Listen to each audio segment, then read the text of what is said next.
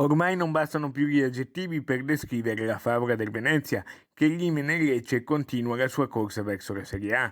Dopo il successo di lunedì al Penzo di Sant'Elena firmato da Forte, la squadra di mister Zanetti, con grinta, cuore e un pizzico di fortuna che aiuta gli audaci, ha fermato il Lecce sul proprio campo sull'1-1, ottenendo il pass per la finale playoff.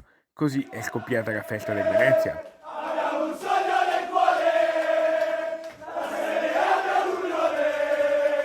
E sarà il derby Veneto, Cittadella Venezia, la finale sorpresa, quella che non ti aspetti, ad assegnare il posto ancora mancante nella Serie A 2021-22. Un'emozione immensa, perché io so da dove siamo partiti e qual è stato il nostro percorso.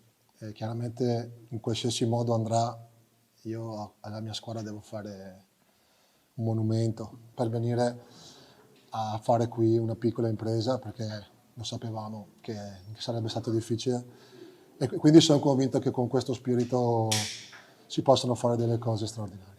Ora per i lagunari manca l'ultimo miglio. Domenica la finale di andata in terra Patavina alle 21:15. Giovedì l'ultimo atto allo stadio Pierluigi Penzo di Sant'Elena, fischio d'inizio alle 21:30, che sceglierà la squadra promossa in Serie A. È un sogno giocare questa finale, perché anche all'inizio dell'anno tutti ci abbiamo messo in fondo alla classifica, quindi ci siamo tolti veramente tanti sassolini dalle scarpe. Noi abbiamo dato tutto nel campo, si è visto l'anima, la corsa, la grinta, quindi sicuramente abbiamo meritato di andare avanti con un po' anche di fortuna.